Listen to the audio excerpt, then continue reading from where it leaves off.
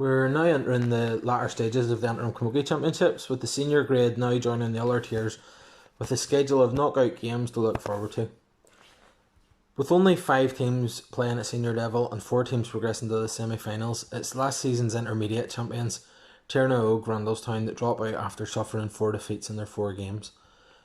It was a tough run for Randalstown, with their 7-point loss to Cushendall as close as they got to winning a game.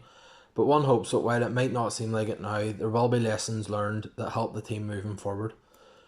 Overall, Randalstown scored 24 points, and much respect goes to Anya Devlin, who scored 14 of those, which has her in 9th place at present in the Be Creative Design's Antrim Senior Camogie Championship list of top scorers. Top spot in the group was essentially won back on the 9th of October when Dunloy upset defending champions Lochgill by a solitary point in the battle between the top 2. That left Dunloy requiring at least a draw in their final game against Randalstown, and they ran out comfortable winners with 30 points to finish with 4 wins from 4 games. With Lochgill already securing 2nd spot, all that was left to do was work out who would provide the opposition for them and Dunloy, and it was decided on Sunday past when Cushendall hosted Ballycastle. It was Ballycastle who won on the day by a score of 6-11 to 1-14, which means they will play Lochgill while Cushendall will take on Dunloy. Dunloy and Cushendall will meet on Saturday afternoon in a huckle, and Dunloy will be strongly favoured to progress. They beat Cushendall by 17 points in the group stages and will consider themselves as favourites for the county title, having taken the scalp of Lochgill in the group stages. Cushendall come into the game having won 1 and lost 3 of their group games, and it's clear that there's some defensive issues. They conceded 4 goals to Dunloy, 7 to Lochgill and 6 to Ballycastle, which is a big worry, and if they're to have any chance they need to take the green flags away from their opponents. Despite coming in as 4 seeds, Cushendall aren't a bad side. I've watched them twice in this competition and they do have some quality players. Brogan Abram scored 219 in the groups, and in the 2 games I've seen, Sinead Cosgrove scored 3 goals.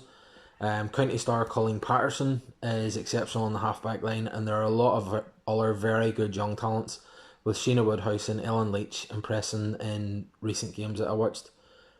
However, I think this game might be just a little bit too soon for them, but there's definitely potential in Cushendall for a good run in the next few years. In the other semi-final, we have what looks like being a fantastic game. On Sunday, the Ballycastle forwards were outstanding. Maeve Kelly scored 3 goals and her sister Fionnuala grabbed 2 as they performed superbly to beat Cushendall. Add in Kiva Wright, who is 227 so far in the championship, and there's all sorts of potential to cause problems to the Lochgill defence. Lochgill themselves have plenty of threats, with Katrine Dobbin leading the championship with 7-13, while Annie Lynn has 3-16, Roisin McCormick has 1-14 and Emma McMullen has 2-7.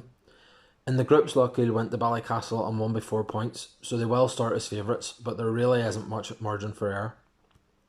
Ballycastle will be confident, having won their last 2 matches to reach this stage, and Lochgill will be as fired up as any team can be after suffering a rare defeat last time out. So if there's a must-watch match in Ireland this coming weekend, I think this is the one. At intermediate level, we only have 1 game this weekend. It should have been the final, but due to the Cregan and a Huckle match being replayed, we're left with a situation where Cregan, who eventually came through that tie, will take on Lochgill's 2nd team. Cregan initially thought they'd defeated a Huckle in penalties the first day, but the game was replayed, and in the end they came through after 2 periods of extra time by a score of 420 to 318. Lochgill's 2nd faced no such issues, having won their quarter-final against Ballycastle's 2nds by 29 points. Waiting for the winners of this in the final are Rossa, who themselves were taken to 2 periods of extra time against Corgan before the Belfast side won 217 to 215. At junior level, we are also at the semi-final stages, and this weekend we'll see Lochgill's 3rd string take on Glenravel's 2nd string, with the winners taking on the winner of Cushendall 2 and St John's Belfast. Lochgill's 3rd team have reached this stage thanks to wins over Sarsfields and Cregan's 2nds, while opponents Brigina Oga 2 defeated Gortnamona and St Paul's Lochmore. In the other match, Cushendall 2nds beat St Enda's and Port Glenone 2nds, while St John's Belfast beat Rashortgan and Armagh on their way to the semi-finals. Finally, we have the Junior Shield, which will be made up of the teams who have already been eliminated from the Junior Championship. The draw was made last week and it brought up Sarsfields versus St Enda's, Port Glenone seconds versus Armagh, Gorton Amona versus Resharkin, and Craigan seconds versus St Paul's Loughmore. Those fixtures are all scheduled to be played this coming weekend, although not all have confirmed times at the time of recording here.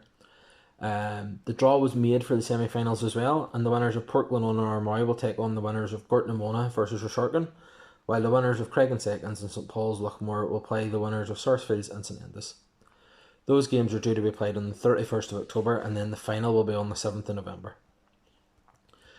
That's all for this week, but hopefully I'll be back again soon as the majority of the county championships reach their finals. For me, the game of the weekend and the one I'll be going to is Lochiel versus Ballycastle, so keep an eye out on the various social medias for updates on that. Good luck to all teams in action this weekend, and hopefully wherever you end up, the weather holds up and we get another great weekend of camogie action.